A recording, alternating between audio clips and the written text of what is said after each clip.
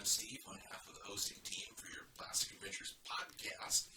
And today on Quick Bits, we're going to be talking about one of my very, very favorite mysteries in all of 80s toydom, and that is the Savage / Wonder Bread and now special edition He-Man. All right, everybody. So here he is, Wonder Bread / Savage / Mail Away He-Man. As you can see, the colors are fairly drab compared to the original He-Man. You've got a couple of shades of brown with black detailing and black paint dip boots. That's exactly what I was thinking when I first saw this figure on the playground when I was a kid. I remember only seeing it once, and there was a kid who brought it to school, and my mind immediately went to knockoff fake He-Man. You look at it and nothing about it screams He-Man. It just looks like some sort of Remco knockoff that you would see hanging on the shelves.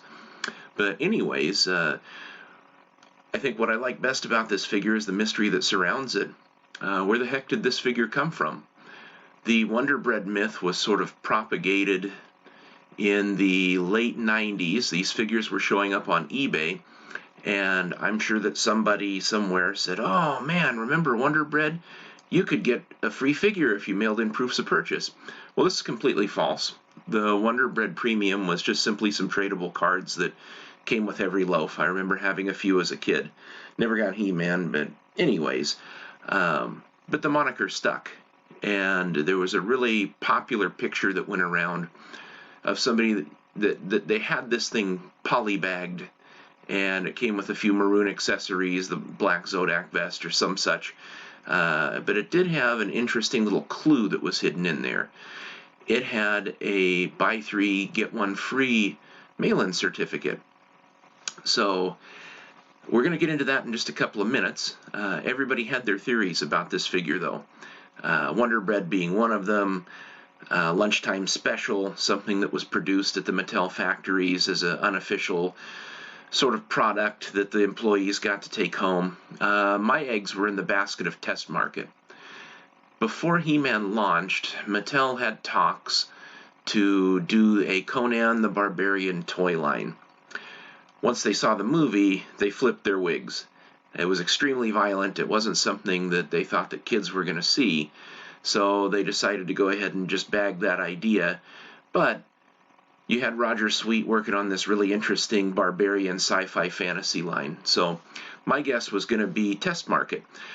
When you look at the initial images of He-Man, they were all dark-haired. So it makes sense to me that this figure in its infancy would be put out there in the hands of kids during focus groups just to see how they felt about the figure for the scale and for the torsion spring action. So that was my theory, but there is a wonderful thread over at He-Man.org. It's several hundred pages long by now, where everybody's speculation is in there. One thing I can say for sure is that the mold details are incredibly crisp. And if you've never held one in your hand, it's easy to dismiss this as some sort of knockoff type of a product. But if you have one in your hand, you'll see that the plastic quality is consistent with Masters of the Universe, and that body, it's almost like it came right out of the first batch of molds for the original 8-back figures.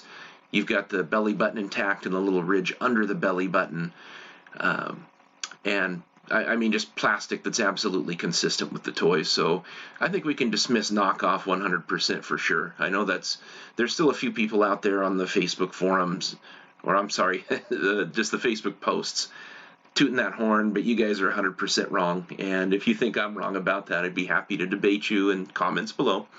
Anyways, probably the most interesting development on this figure came not too long ago out of the Spectre Creative channel. Spectre Creative is Scott Toy Guru Neitlich. He is a diehard Motu fan, and probably during his tenure at Mattel as the brand manager of Motu, the best friend a fan could have over there. I mean, you look at the Masters of the Universe Classics line, and they just gave us so many great figures, and that really comes from Scott. I mean, he was carrying that torch for us, and I don't think he gets the credit he deserves. But anyhow, Scott had a lot of access to the archives, and at one point he came across a letter from an angry mother who had sent proofs of purchase in to get a special edition He-Man figure. Well, what they received was described as a He-Man figure that was not colored like He-Man and came with no accessories. So, naturally, the ladies' kids complained about it, and this is the time of writing in, so the power of written letters far exceeded today's power of a bitchy-ass email that, I'm sure companies get for any number of reasons from any number of Karens and Chads. So this was a handwritten letter that was sent in. As Scott tells it, he believes Mattel really took this to heart and decided to plus up, which is a term used when they throw a few extra goodies in with a toy to help it sell. They decided to plus up the further releases, and I believe that's how we ended up with some of these figures coming with maroon weapons, or even perhaps that black Zodak armor, but that's completely unsubstantiated at this point. But that would explain why some people, when they remember getting the figure, got one that essentially came with nothing, and some of them came with something. So I'm pretty sure, like I said, he's got that mystery cracked there.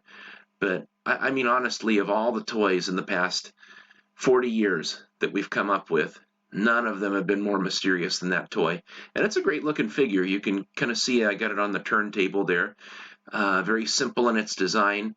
And before the background story came out for Classics Wondar, I'd always kind of envisioned that it would be kind of neat if throughout time there were different people who were able to access the power of Grayskull. And as fate would have it, that ended up being kind of wrapped into the bio. And, you kind of saw that with King Grayskull, Wondar, Savage He-Man, the real Savage, which is the blonde-haired He-Man from the original mini-comics, Hero. So it's really just kind of become this rich mythology, and it just pleases me to see that character officially inducted into the Motu mythos. So there you have it, folks. That is Wonder Bread / Savage / Special Edition Mail-In He-Man. Comments, questions, go ahead and just put them down below, and look forward to seeing you on the next one.